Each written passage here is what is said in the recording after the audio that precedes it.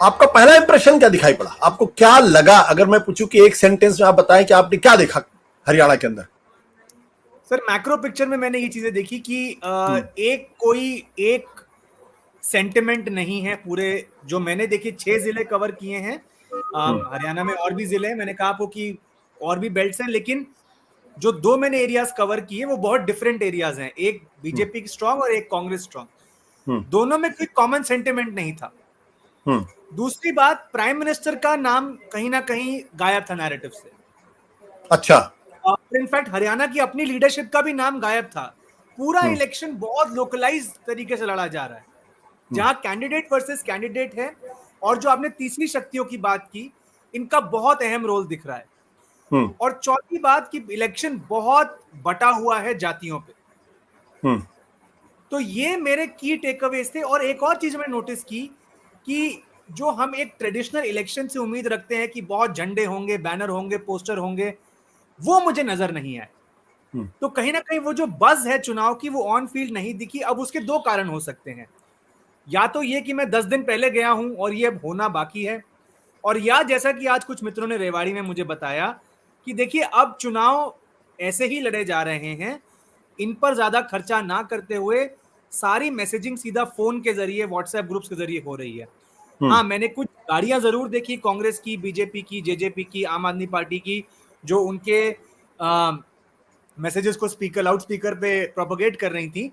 But जिसे कहते हैं कि एक बहुत सारे झंडे लगे हुए हैं, बहुत सारे लोग या पोल्स पे पोस्टर लगे हुए हैं, वो इतना कुछ खास नहीं दिखा। कुछ हाई प्रोफाइल सीटों में दिखा, जैसे नारनौंद की एक सीट यहाँ से कैप्टन अभिमन्यु लड़ रहे हैं कांग्रेस के, जस्सी नाम है कैंडिडेट का उनके सामने, जस्सी पेटवाड़।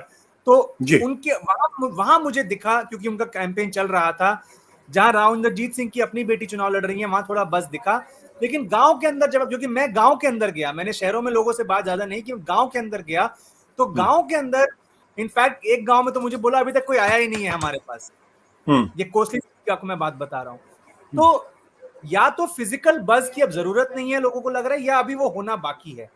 तो ये व्यूअर्स को समझना होगा। मैं 10 दिन पहले गया हूं और चुनाव भारत में आखिरी 2-3 दिन में भी चढ़ते उतरते रहते हैं। अगर आपने एक बड़ी दिलचस्प बात की, प्रधानमंत्री भी चुनाव में उतने विजिबल नहीं है, जबकि नरेंद्र मोदी का जादू चलता है, फिनोमिनन है, और भारतीय जनता पार्टी पूरा चुनाव उनके नाम पे लड़ती है, ऐसा क्यों? इस बार नहीं है सर, ये काफी लोकलाइज्ड इलेक्शन है। इसके कई कारण हो सकते हैं कि वहां पे लोकल मुद्दे हावी हैं, लोकल सेंटिमेंट्स हावी हैं, या जैसा कि हम कब से कहते आए हैं कि प्रधानमंत्री मोदी उन स्टेट्स में ज्यादा कारगर साबित होते हैं जहां बीजेपी की पहले प्रेजेंस नहीं थी।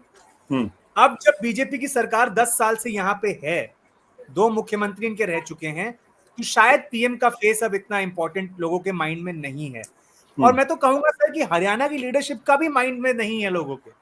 बहुत लोकलाइज्ड इलेक्शन मैंने देखा है, खासकर जिन बेल्ट्स में मैं गया हूं।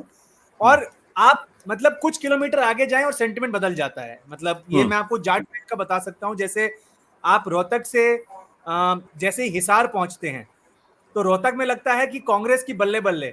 हिसार जब जाते हैं तो आपको लगता है कि यहाँ पे मामला थोड़ा टाइट है, हालांकि कांग्रेस फिर भी आगे दिखती है। पर रोहतक और झज्जर में जो हुडा साहब का डोमिनेशन है लोगों के दिमाग में, अक्रॉस कम्युनिटीज, मुझे दिखता है कि वहां पे इनफैक्ट रोहतक जैसी शहरी सीट पर भी ऐसा लगता है कि कांग्रेस को एज हो सकता है। रोहतक मेन जो शहरी सीट है, और ग्रामीण सीटों में तो सर कॉन्टेस्ट ही नहीं है। कई सीटें ऐसी हैं जहां कांग्रेस वर्सेस निर्दलीय चल रहा है, बीजेपी फाइट में ही नहीं है। या आप रोहतक बेल्ट की बात कर रहे हैं? मैं रोहतक की। अब जैसे ही आप हिसार पहुंचते हैं तो वहां कॉन्टेस्ट आपको दिखता है। एक हांसी सीट है। अब हांसी सीट में 2 कैंडिडेट्स पंजाबी लड़ रहे हैं आपस में, कांग्रेस बीजेपी। हांसी सीट में एक शहरी इलाका आता है जहां से कहते हैं कि बीजेपी को अच्छा वोट पड़ता है। कांग्रेस का ग्रामीण इलाकों में पकड़ है। कांग्रेस का कॉम्बिनेशन है वहां जाट प्लस एससी, और बीजेपी का है एवरीथिंग बट जाट। तो कांग्रेस के लिए इसलिए एससी वोट बहुत इंपॉर्टेंट हो जाता है। मैं कैप्टन अभिमन्यु का जो मैंने कैंपेन फॉलो किया नारनौंद में, तो वहां ये समझ में आया कि उनकी टीम यही कोशिश कर रही है कि मोबिलाइज किया जाए जो नॉन जाट वोट है कैप्टन अभिमन्यु के साथ। और आपने शायद ये इस बारे में चर्चा भी की होगी, जो कुमारी सैलजा के बारे में कुछ ऐसी टिप्पणी की गई थी ऑब्जेक्शनेबल, वो उसी सीट से हुई थी। और जो बीजेपी के कैंडिडेट है वो उसको भुनाने की पूरी कोशिश कर रहे हैं वहां पे कि एससी वोट भी बीजेपी की तरफ आ जाए, क्योंकि अदरवाइज अगर Jat plus SC combination Congress को मिल जाएगा तो वहां पे कांग्रेस निकल जाएगी। तो क्या आपके कहने का मतलब कि प्रधानमंत्री मोदी जी वहां अलोकप्रिय हैं? भारतीय जनता पार्टी के जो लोकल लीडरशिप है, खट्टर या नायब सिंह सैनी या कैप्टन अभिमन्यु या अनिल विज या और तमाम लोग, वो भी अलोकप्रिय है, ये बात है? या आपने कहा कि पूरी तरीके से लोकलाइज है? मतलब कोई विधानसभा का चुनाव हो रहा हो और प्रधानमंत्री अगर गायब हो और लोकल लीडरशिप की अगर जरूरत ना हो तो ये बहुत ही गंभीर संकट पैदा करता है। प्रधानमंत्री अनपॉपुलर है ये मैं नहीं कहूंगा, लेकिन वो इतने बड़े फैक्टर नहीं है इस इलेक्शन में, ये दिख रहा है। और हर इलाके में एक लीडर का इन्फ्लुएंस है, मतलब अलग अलग लीडर्स का इन्फ्लुएंस। जैसे आप हिसार साइड चले जाएं आप, तो वहां अभी भी बिश्नोई के बारे में लोग बात करते हैं, जो बिश्नोई परिवार है, जो कांग्रेस में कभी हुआ करता था। रोहतक सोनीपत में आपको मैंने बताया, रोहतक झज्जर साइड में यहाँ हुडास का बहुत स्ट्रॉन्ग इन्फ्लुएंस है। दक्षिण हरियाणा की ऐसी कई सीटें हैं जहां अभी भी राव इंद्रजीत सिंह का बहुत इन्फ्लुएंस है, टिकटें भी उनके द्वारा बांटी गई हैं। तो मैं ये कहूंगा, जब मैं कहता हूं लोकलाइज, इसका मतलब ये नहीं है कि वो लीडर्स अनपॉपुलर हैं, इसका मतलब ये है कि वो फैक्टर नहीं दिख रहे इतने बड़े, लोकल इक्वेशन ज्यादा इंपॉर्टेंट नजर आ रही हैं इस पर।